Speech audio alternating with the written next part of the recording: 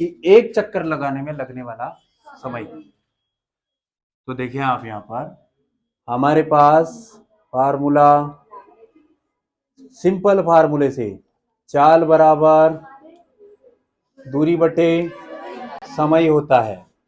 फिर हमने क्या किया, समय को उधर की साइड लेकर गए हैं, तो दूरी के बटे में कौन आ जाएगा, चाल आ जाएगा। और चाल फिर यहाँ पर देखो, एक ही फार्मूले को मैं तीन टाइप से लिख रहा हूँ, वो लिखना है आपने को ताकि बाद में भी समझ में आ जाए। ये समय मतलब टाइम, टाइम मतलब कैपिटल टी, टाइम पीरियड जो है वो कैपिटल टी से शो करते हैं। अब मुझे ये बताओ कि कोई भी इलेक्ट्रॉन या फिर कोई भी वस्तु जो है गोल गोल जब घूमती है तो कितनी डिस्टेंस कवर करती है, उसकी परिधि के बराबर, सर्क्यूम्फेरेंस के बराबर डिस्टेंस कवर करती है। तो यहाँ पर 2 पाई आर अगर लिख दूं मैं दूरी के स्थान पर तो आपको कोई प्रॉब्लम, चाल मतलब वेलोसिटी v, करेक्ट है।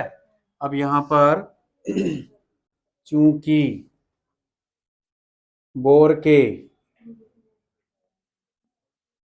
क्वांटम प्रतिबंध से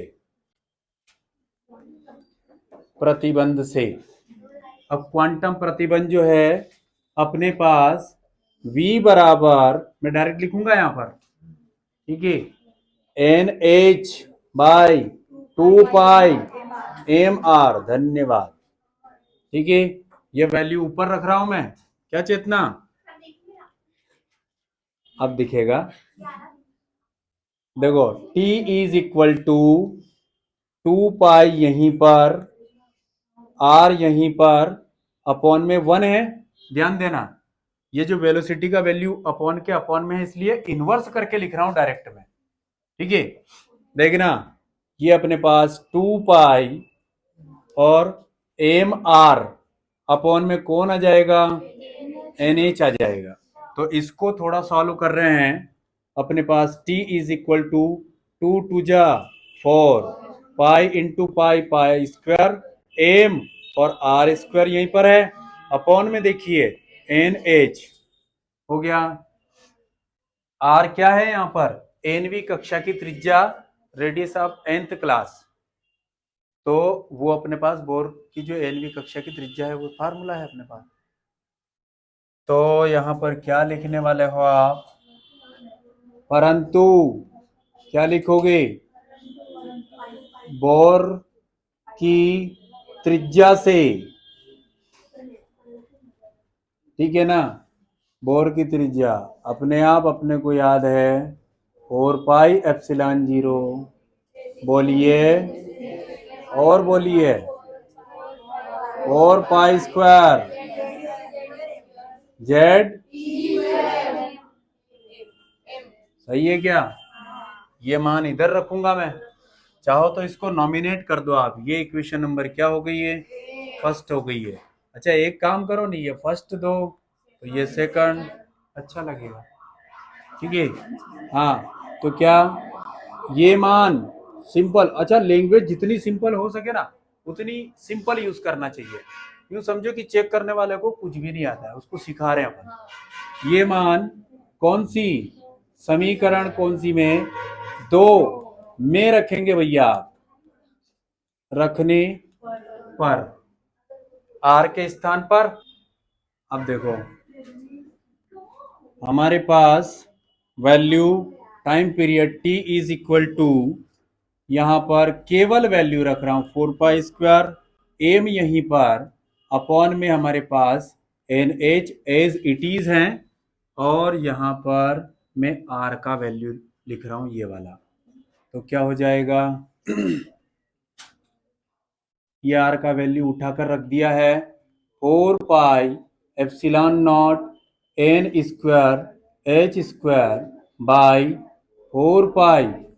अच्छा ये जो डेरिवेशन है ना, सिर्फ बड़े दिख रहे हैं, इनमें प्रोसेडिंग इतनी कहां हो रही है, इतनी प्रोसेस नहीं हो रही है इनमें। सिंपल यहां का मान उठाकर वहां रखना है आपको, सिर्फ अभी तक जो किया उसमें से सिर्फ आर का मान ही तो याद रखना है। तो ये चीज हो गई जेड ई पावर ट्वाइस एम और स्क्वायर, आर स्क्वायर था ना, लगा दिया। अब आगे सोल्व करना है, तो क्या हो जाएगा, ध्यान दें, यहां पर t is equal to 4 pi twice m by NH यहीं पर है, इनटू में ध्यान देना ये वर्ग है तो 2 टाइम लिख रहा हूं मैं, 4 pi epsilon not n square h square by 4 pi square है जेड ई पावर ट्वाइस m और इंटू 1 टाइम और रहेगा 4 pi epsilon not n square. अच्छा इनको शॉर्ट अगर करते ना अपन तो 2 3 3 लाइन और शॉर्ट हो जाती और बाद में भी समझ में नहीं आती। अभी तो आपको अच्छा लगता कि अच्छा है, बाद में जब आप प्रिपेयरिंग के टाइम जो है प्रॉब्लम आती, इसलिए परमानेंट ही कर लो मेरे हिसाब से। ये हो गया उसी टाइम पे। अब ध्यान दो रे भैया, हरिओम काटा है हेलो